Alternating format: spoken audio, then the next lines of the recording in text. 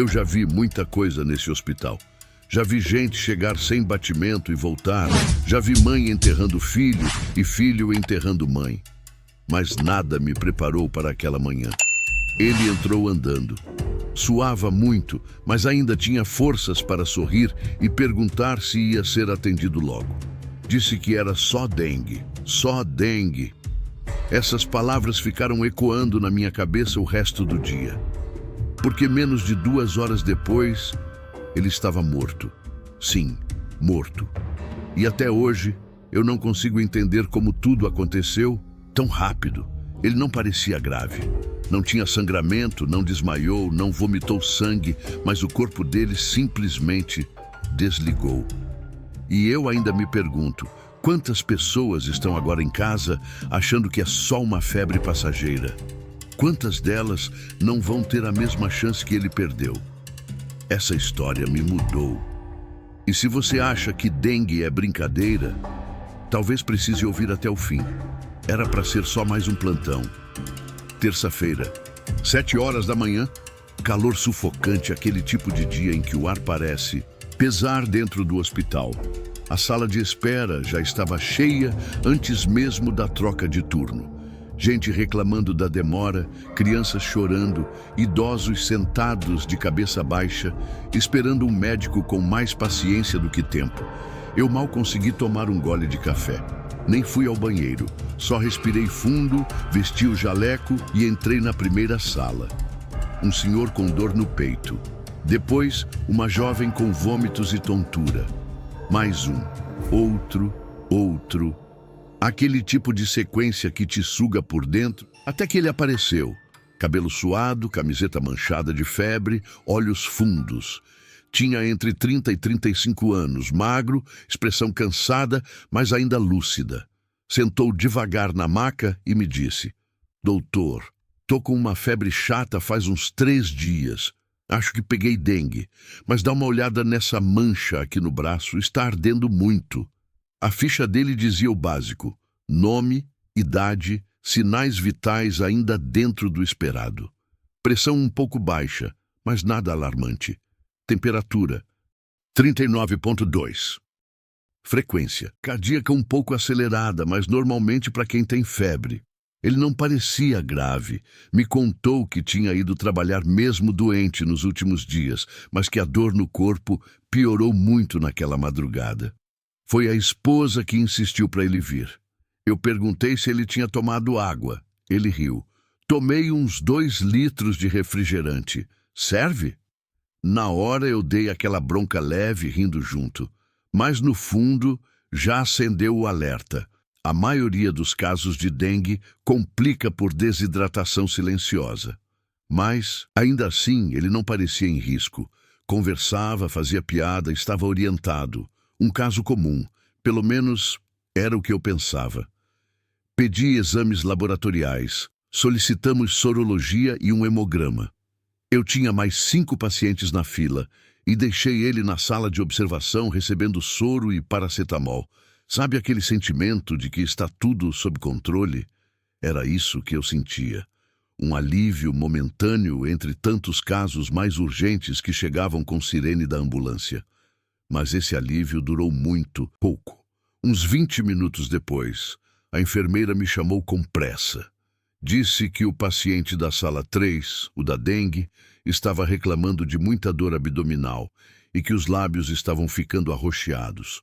Fui correndo até lá. Ele já não estava mais sentado. Estava deitado de lado, respirando rápido, suando muito mais do que antes. A pele fria, as pontas dos dedos começando a escurecer. Aquilo não era normal. Aquilo era grave. E naquele momento, eu soube que estava diante de algo que ia sair do controle, muito rápido. Olhei o monitor. A pressão tinha despencado, saturação caindo. Começamos as medidas emergenciais ali mesmo, mas por dentro eu sentia. Alguma coisa estava muito errada. E a sensação de impotência começava a me engolir. A essa altura, o nome dele já nem importava mais. Eu estava tentando salvar um corpo que estava colapsando diante dos meus olhos. E rápido, muito rápido. A gente costuma dizer que a dengue é traiçoeira, silenciosa. Mas aquele caso parecia uma armadilha. Um organismo inteiro entrando em pane em tempo real. Era como se cada minuto contasse o dobro. Ele não conseguia mais manter os olhos abertos. Reclamava de dor forte no abdômen, como se algo estivesse rasgando por dentro. A pele, que antes estava quente e úmida, agora era fria e pegajosa. As extremidades começavam a escurecer. As veias sumiram. Não conseguíamos mais acesso venoso com facilidade. Teve um momento em que ele me olhou e disse com a voz fraca: "Doutor, eu vou morrer, né?" Eu engoli, seco. Segurei na mão dele e disse que ele estava em boas mãos. Mas por dentro eu sabia que a gente estava perdendo-o. A cada segundo ele sumia mais. O monitor apitava feito louco. Pressão 7/4. A saturação despencando. Pulso fraco. Taquicardia intensa. Chamamos reforço da UTI. Intubação emergencial. Início de drogas vasoativas. Eu já tinha vivido protocolos como esse, mas nunca com um paciente que 40 minutos antes tinha entrado falando, sorrindo, andando. Essa era a parte que não fazia sentido. Como alguém jovem, sem comorbidades, poderia estar morrendo de forma tão brutal? Um dos colegas levantou a possibilidade de dengue hemorrágica ou síndrome do choque da dengue. Os exames laboratoriais chegaram quase ao mesmo tempo.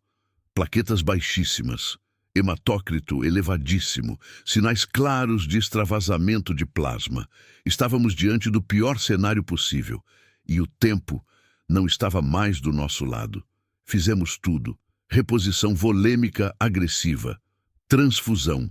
Tentamos manter os órgãos funcionando, mas o rim já começava a falhar. O fígado dava sinais de exaustão. A pupila dele já não reagia direito. 1 hora depois de dar entrada, ele entrou em parada cardiorrespiratória pela primeira vez. Reanimamos. O coração voltou. Mas era como ligar um sistema que já estava pifando por dentro. A cada tentativa de estabilizá-lo, ele voltava mais fraco, mais distante, até que veio a segunda parada. E a terceira. Foram 36 minutos de manobras de reanimação. Todo mundo ali tentando o impossível, até que o silêncio tomou a sala. Um silêncio que pesa mais do que qualquer grito. Olhei para o relógio. 9h42 da manhã. O tempo entre a triagem e o óbito, 1h52 minutos. E eu fiquei ali, olhando o corpo dele. O mesmo corpo que entrou andando consciente, pedindo ajuda.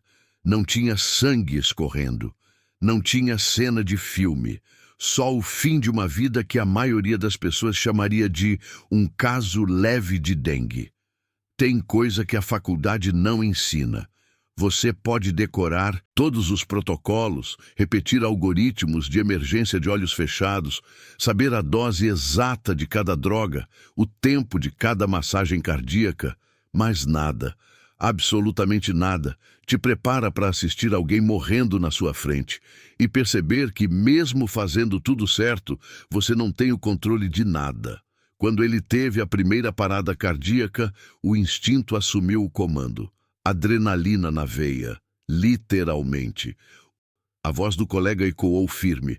Começamos a reanimação. Massagem, ambu, desfibrilador pronto, apesar de não ter ritmo chocável. A equipe inteira sincronizada. O corpo dele, ainda quente, suava. Era como se ele estivesse lutando ali com a gente.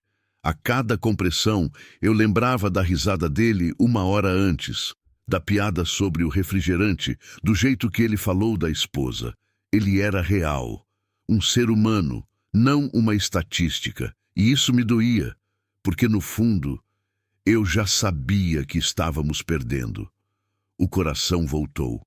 Por breves instantes, celebramos, mas a pressão não subia. Oxigenação crítica, rins em falência, pulmões comprometidos. Ele estava se apagando devagar, como uma vela que queima rápido demais. Iniciamos noradrenalina, depois dopamina. Cada minuto contava, mas o corpo dele não respondia mais. Era como tentar bombear vida num sistema que já tinha desistido. A segunda parada veio como um soco. A pupila dele já não reagia. Mesmo assim, insistimos. Não por protocolo, por respeito, por desespero, por teimosia humana. Fizemos o que podíamos. E um pouco além. Porque ninguém ali queria aceitar que aquilo podia acontecer com alguém tão jovem, tão lúcido, tão comum. Eu lembro de olhar para os olhos da enfermeira que estava ao meu lado. Tinha lágrima ali.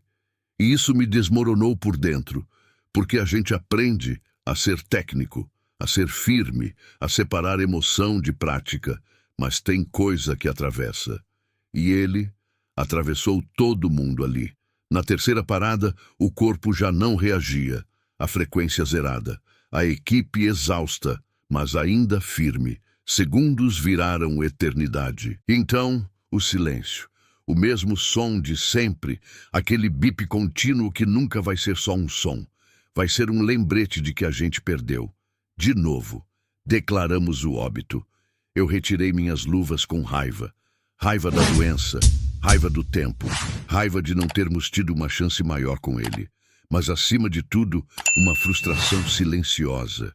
Porque tudo o que fizemos não foi o suficiente. Ficamos alguns segundos ali, parados. Ninguém falou nada. A cena parecia congelada. Eu olhei o relógio de novo. Ainda era de manhã.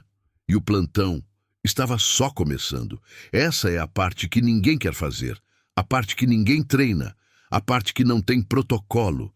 Porque não importa quantos anos de experiência você tenha, nada alivia o peso de olhar nos olhos de uma mãe e dizer que o filho dela morreu. Eu ainda estava com o rosto suado, as luvas sujas de adrenalina e o jaleco colado no corpo quando ouvi gritos vindo do corredor. "Ele tá onde? Eu quero ver meu marido! Alguém me fala o que tá acontecendo, por favor!" Era ela. A esposa, jovem, desesperada, tinha os olhos vermelhos, provavelmente não dormia há dias. Veio correndo com uma sacola nas mãos, medicamentos, exames, um carregador de celular e uma garrafinha d'água. Coisas comuns, pequenas, que pareciam inúteis diante do que ela ainda não sabia. Um dos enfermeiros tentou contê-la. Ela insistia. Ele só veio por precaução. Era só febre. Ele estava melhor hoje cedo. E a voz dela ainda carregava esperança. Foi aí que me olharam. E eu soube que seria eu. Fui eu quem o atendi. Eu o ouvi, eu conversei com ele, eu fiz piada com ele. Agora eu teria que ser o mensageiro do fim. Levei ela para uma sala pequena, longe dos olhos dos outros pacientes. Eu já conhecia aquele silêncio, o som abafado do ar-condicionado, o barulho do mundo do lado de fora, mais longe dali. Ela olhou para mim, com olhos que pediam qualquer coisa, menos o que eu tinha para dizer. Seu marido teve uma piora muito rápida. Nós tentamos de tudo, mas minha voz falhou. Eu não consegui completar. Não do jeito que ensinam nos livros. Ela já entendia. O corpo dela reagiu antes das palavras terminarem. Ela caiu de joelhos no chão gritando. Um grito que rasgou a sala, que me atravessou como uma faca. Eu quis segurá-la, mas ela se afastou. Mentira! Isso é mentira! Ele estava bem! Ele estava bem! E eu só consegui ficar ali, parado, assistindo o desespero de alguém que perdeu tudo em menos de 2 horas. Depois veio a mãe dele, um pouco mais velha, abatida. Não gritou, não falou nada. Só se encostou na parede e começou a rezar baixinho. Aquilo me destruiu ainda mais. Ver a dor silenciosa, o tipo de dor que se arrasta por anos. Fizemos o que era necessário. Entregamos os documentos, explicamos o que aconteceu, como aconteceu, mas nenhuma explicação parecia suficiente. Porque não era para ele ter morrido, era só dengue. Era para ele ter ido para casa com um atestado e um repouso de 3 dias. Mas ele saiu do hospital dentro de um saco preto. A imagem dela, sentada no chão da sala, agarrada à camiseta dele, chorando em silêncio enquanto o corpo era levado, vai me acompanhar para o resto da vida. Eu não consigo esquecer, nem quero, porque é isso que me mantém humano. A gente não perde um paciente. A gente perde um mundo inteiro que vivia dentro daquela pessoa. E cada mundo perdido pesa. Pesa muito mais do que qualquer plantão cansativo ou qualquer hora extra. Depois que tudo acabou, eu fui até a sala dos fundos, tirei o jaleco e fiquei alguns minutos parado em frente ao espelho. Não para me arrumar, não para me recompor, mas para tentar entender. Tentar entender como alguém entra caminhando e sai sem vida em menos de 2 horas. Tentar entender como uma doença, que muitos ainda chamam de simples, pode destruir uma vida tão rápido. E tentar entender o que isso faz com a gente, que fica. Porque a verdade é que não foi só ele que morreu naquele plantão. Uma parte de mim foi com ele. Não importa quantos anos eu tenha de profissão, quantos diplomas estejam pendurados na parede, quantas fichas eu preencha por dia. Cada perda como essa deixa um buraco, invisível para quem olha de fora, mas que se alarga aqui dentro.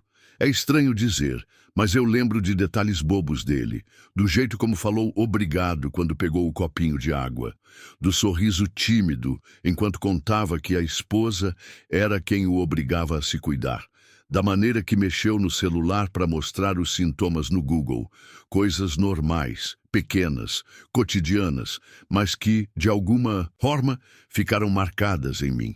Ele não parecia estar morrendo, não tinha o olhar de quem estava partindo. E talvez por isso tenha sido tão difícil aceitar, porque a gente, como médico, aprende a reconhecer os sinais, a prever o pior.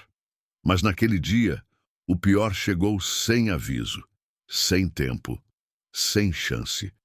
Eu voltei para casa em silêncio, não liguei o rádio, não atendi ninguém. Sentei no sofá, ainda de roupa do hospital, e fiquei olhando para o teto. E a única coisa que me vinha à mente era: será que ele teria sobrevivido se tivesse vindo antes? Será que a gente poderia ter feito algo diferente? Será que a gente vive de perguntas sem resposta? E cada pergunta dessas vira um peso. E cada peso desses vira uma cicatriz invisível.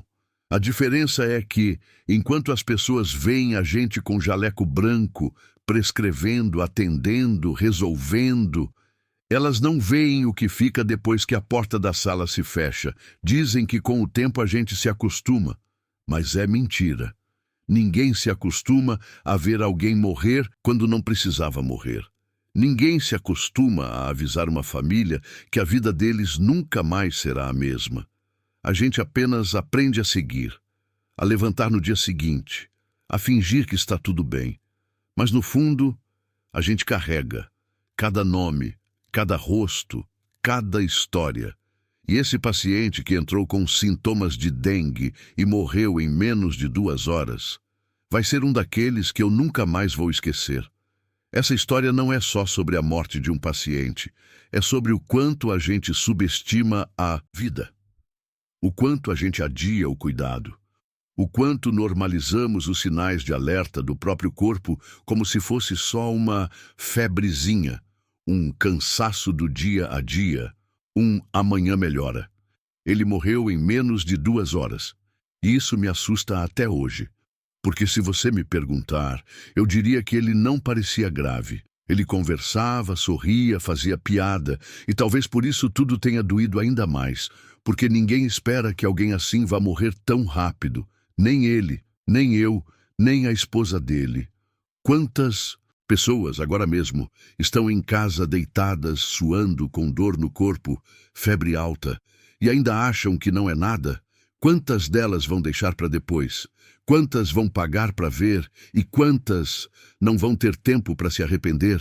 Dengue mata, silenciosa, rápida, cruel, e quando ela decide avançar, não tem mas, não tem era jovem, não tem tava saudável. Só tem o tempo, e o tempo, quando passa, não volta. Por isso, se tem algo que essa história me ensinou, e que talvez eu precise que você guarde aí do outro lado da tela, é que o corpo fala. E quando ele grita, a gente não pode ignorar. Ele tinha tudo para viver, mas perdeu para uma coisa que poderia ter sido evitada, ou no mínimo controlada. Às vezes, tudo o que uma pessoa precisava era ter ido ao hospital um dia antes. Às vezes, era só ter bebido água direito. Às vezes, era só não ter subestimado os sinais. E se fosse com você? Você deixaria para depois? Você diria, amanhã eu vejo isso? Você confiaria tanto assim na sorte?